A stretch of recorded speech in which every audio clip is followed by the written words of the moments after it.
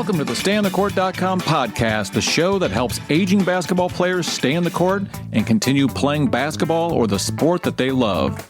We talk injuries, rehab, coaching youth sports, pickup game mishaps, and oh yeah, that guy on your court that wants to fight everybody.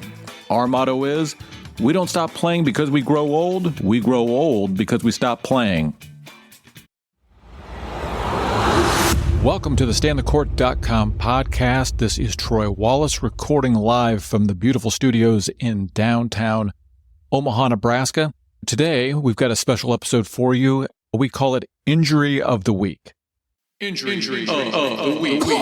You cannot be serious! Now, if you've been on the email newsletter or have been monitoring any of our posts, we've been reaching out to our membership at StayOnTheCourt.com/podcast. And if you have an injury or something that you're willing to share, we would love to get your submission.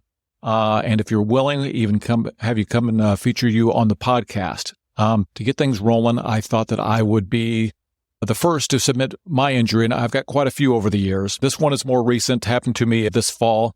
We're recording this in November of 2023, and I'm titling it The Cramp That Ended All Cramps.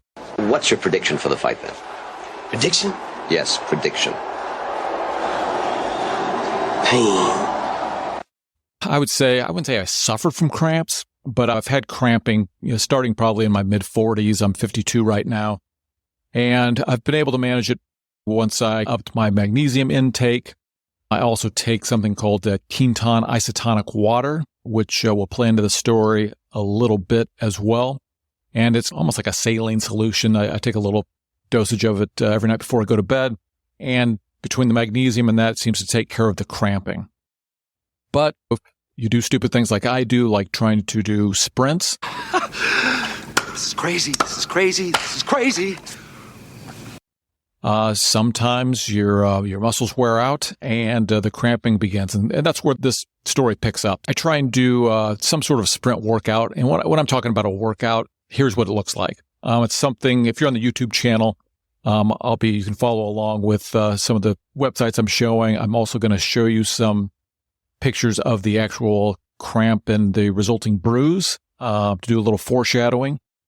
One thing that I do, something I picked up on from this Quantify Fitness in Nashville, Tennessee.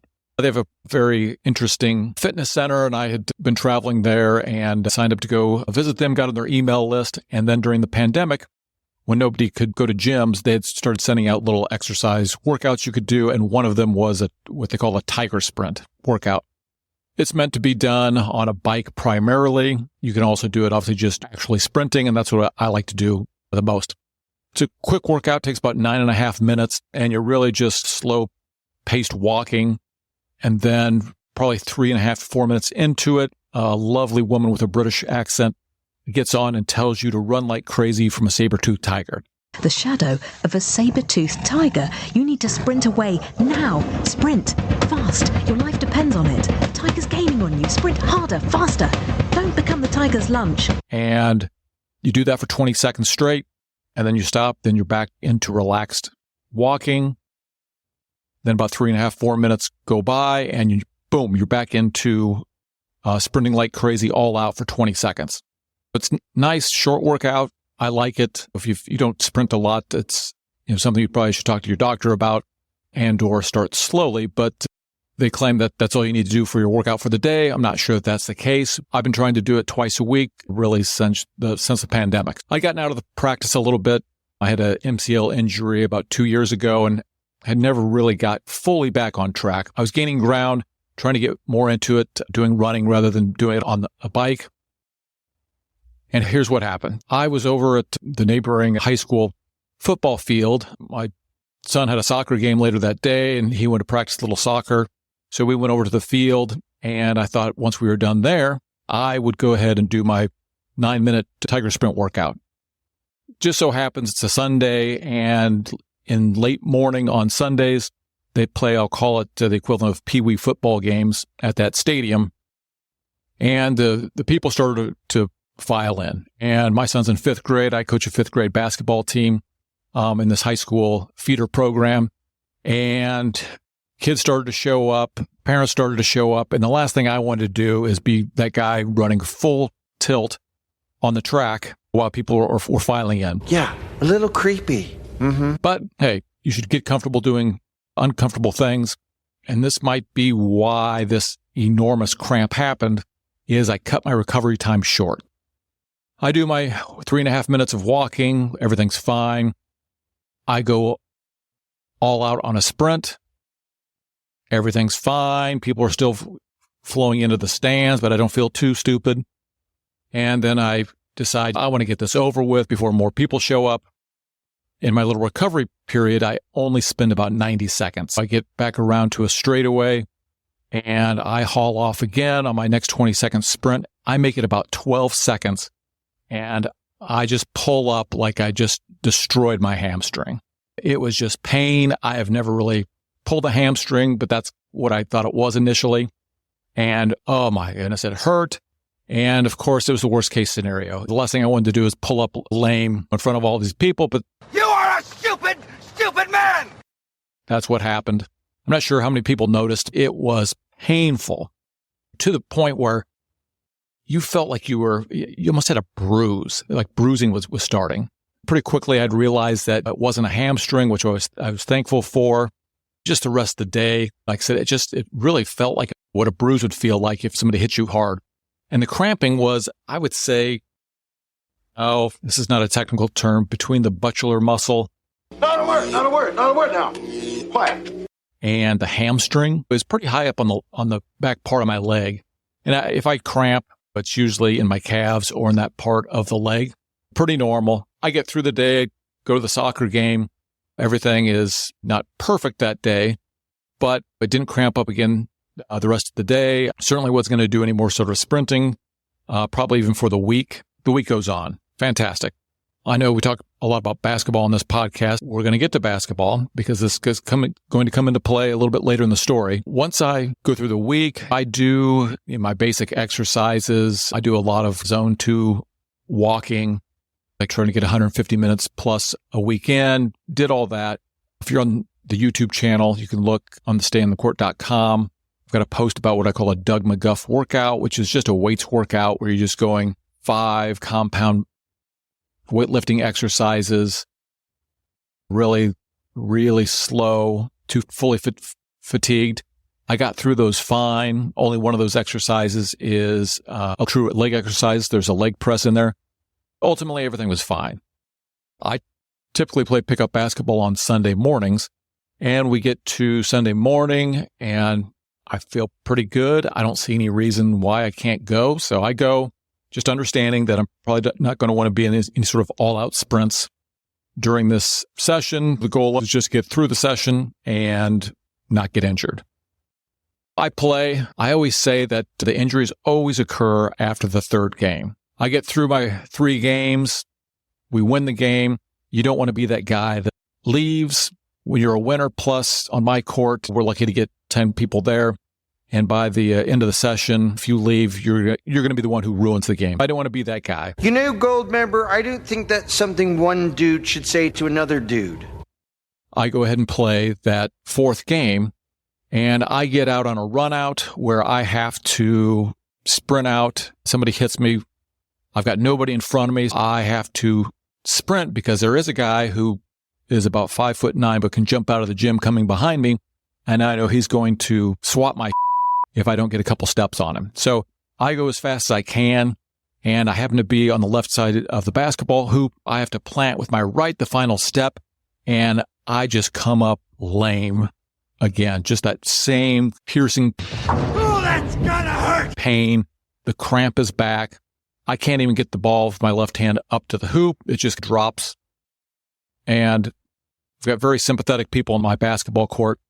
There are guys ranging from early 60s all the way down to their early 30s. When I come up lame, everybody thinks I've blown a hamstring. And nobody on the court wants to lose a player because we don't have a lot of players to begin with. Everybody's wondering what's going on, how am I doing? And I'm trying to assure everybody that it's a cramp. It's not anything that's structural. And then one of the guys in the court, he's like, what's going on with your leg? What is that bruising? My wife had mentioned that I had some bruising, but I didn't really pay attention to it. I didn't really look at it. And I looked down at my leg, and sure enough, there was all of this bruising that strangely had started to accumulate almost just above my knee, which I thought was strange because the cramp was way above that on the back of my leg. I get through the game and not good, but I feel like the cramp was probably not as bad as the cramp I had the previous Sunday when I was doing the sprints. I feel okay that, again, at least it's not a hamstring pull, which is going to sideline you for an awful lot longer. I started doing my research on, number one, I have some idea what causes these cramps. If you're on the YouTube channel, you can come take a look. There's an article by Very Well Health that I thought was good. They have a nice infographic that talks about muscle cramp causes, which could be poor conditioning. I'm not in the perfect shape, but I feel like it's not poor conditioning. Altered neuromuscular control. That's not really what this was. Doing a new activity. Obviously, I'm straining these muscles a little bit more than daily sitting at my desk in the office. Muscle fatigue. Yes. And as a matter of fact, this infographic even shows a pointer to exactly where my cramp was. Electrolyte depletion and dehydration. All those three could probably play in a little bit. From what I understand of muscle cramps is it's essentially your body telling your brain that you need to stop. Your muscles are not ready for this type of exercise. It's probably a combination of a little dehydration, electrolyte depletion, and definitely muscle fatigue. So, again, you may want to shift over to the YouTube channel if you're not on there, if you're listening to this on the podcast. I'm going to show you a couple of pictures of what the bruising looked like. So, again, it was really strange that, number one, that the bruising showed up at all from just a cramp. Let's jump on over to that. And this first picture was on October 2nd. This was probably about 7 to 10 days after the injury. I know this isn't a great picture, but you can see just the general bruising that is showing up on the back of my leg. And again, you can see it's above the knee. We'll go over, and you can see I've took an awful lot of pictures of my leg through this time period. Let's see. I've got another one here that I think that I've highlighted. So here's one from the next day. Still pretty similar. You can see it's definitely a more robust purple at that point. And then I believe I have some pictures from, this is on the 4th of October. You can see it's getting more and more purple. Oh, here's some gruesome ones. I don't know what happened here. Maybe I was just sitting wrong, but you can see the formation of almost a pattern. It's more splotchy. And you can see some discoloration up higher on my leg at that point. And then you can see just this, I'll just call it gross pattern of different shades of purple.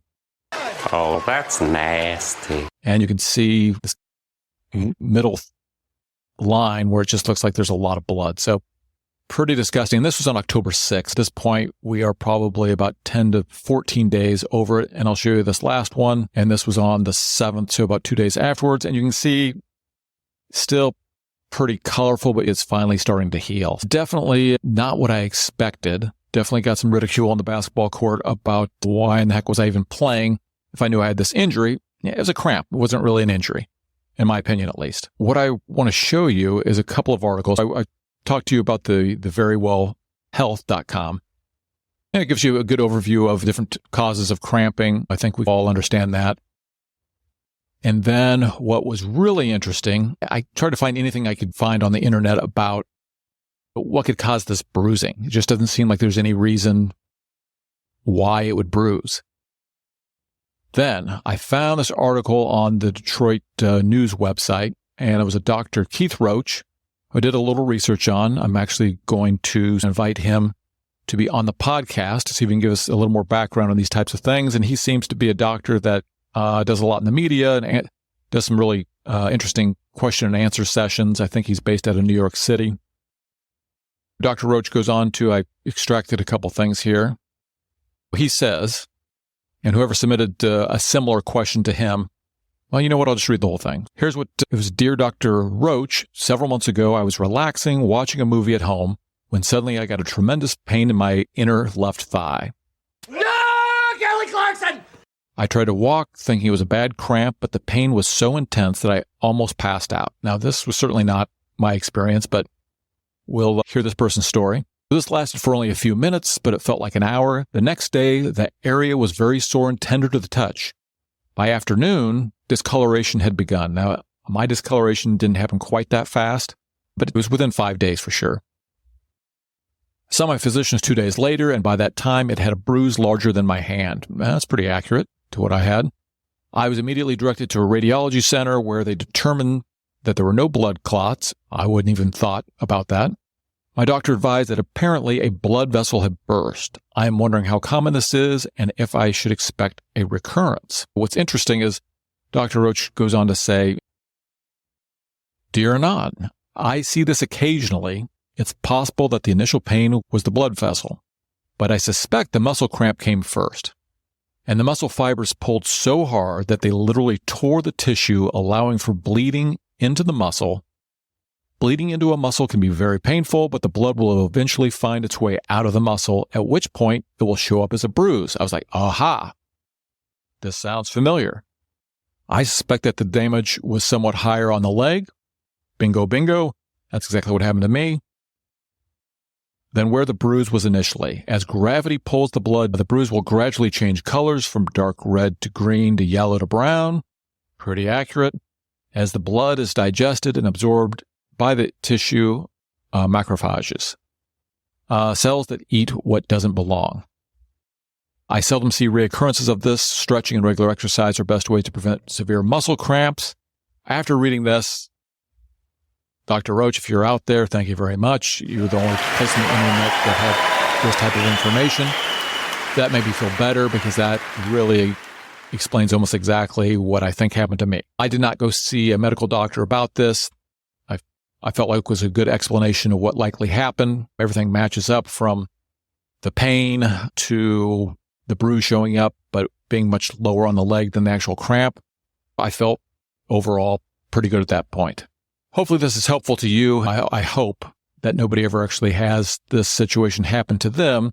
Cramping can be a pretty nasty thing. I've been able to manage it with magnesium supplements and then also taking this, it's called Quinton isotonic, which is basically almost like a equivalent to your plasma. And that largely has helped. Now, a couple of interesting things is I think that I'd run out of that Quinton isotonic, but I'll put links and everything in the description if you want to find it, and in the show notes if you're on the podcast. I just ran out. I was too lazy to order more, so I'm definitely going to get back on that bandwagon. That's number one. I've been doing the sprint workout off and on for 3 years, and I haven't had cramps like this. I've definitely expected to pull a hamstring, but not cramps like this.